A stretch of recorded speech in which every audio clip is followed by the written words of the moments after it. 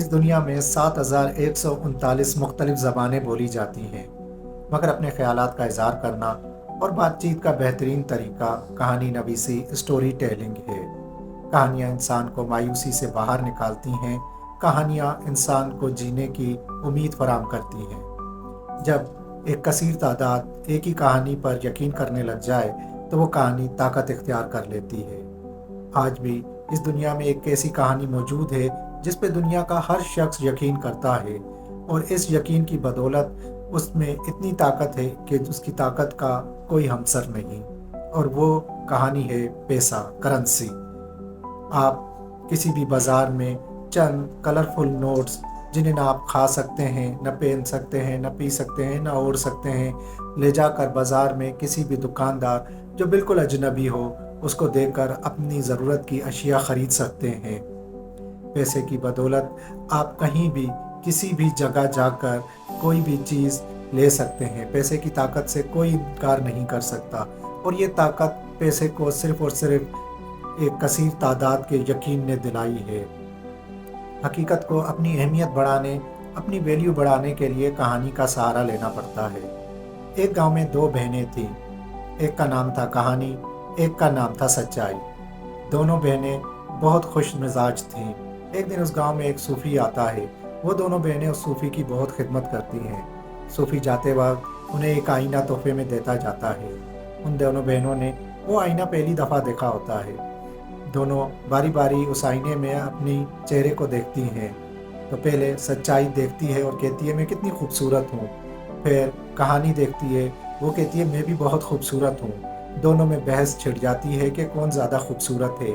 طے پاتا ہے کہ بازار جا کر یہ معلوم کریں گے کہ کون زیادہ خوبصورت ہے، جس کے پیچھے زیادہ لوگ لگیں، جسے لوگ زیادہ پسند کریں، وہ زیادہ خوبصورت ہے۔ تو پہلے سچائی جاتی ہے۔ سچائی کو دیکھ کے بازار میں سارے لوگ اپنی دکانیں بند کر لیتے ہیں، دروازے بند کرتے ہیں، چھپ جاتے ہیں، کیونکہ سچائی ویسے بھی کسی کو پسند نہیں ہوتی۔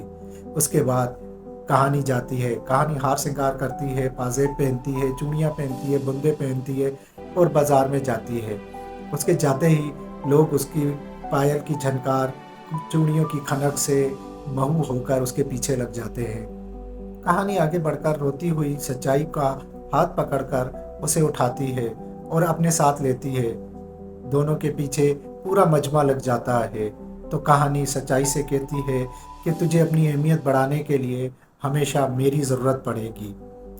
آج بھی ہمیں کسی بھی چیز کی اہمیت بڑھانی ہو، چاہے وہ کوئی کموڈٹی ہو، کوئی آئیڈیا ہو، کوئی آئیڈیالوجی ہو، اس کو کہانیوں کے ذریعے ہی ہم لوگوں تک پہنچاتے ہیں اور اس کی اہمیت بڑھاتے ہیں۔ یوول نوآ ہراری، جو ایک اسرائیلی ہسٹورین، فلاسفر اور تھنکر ہے، اس نے اپنی ایک انٹرویو میں بہت ڈیپ بات کی کہ اگر آپ ایک ایٹم بم بنانا چاہتے ہیں تو you need to know some facts, اور E=mc² کے نالج کے بغیر آپ ایٹم بم نہیں بنا سکتے۔ مگر یہ بیسک نالج ہے، اس کے علاوہ بھی بہت سی چیزوں کی ضرورت پڑتی ہے، بہت سے لوگوں کے کوآپریشن کی ضرورت پڑتی ہے، مائنرز، بلڈرز، فارمرز کے کوآپریشن کی ضرورت پڑتی ہے۔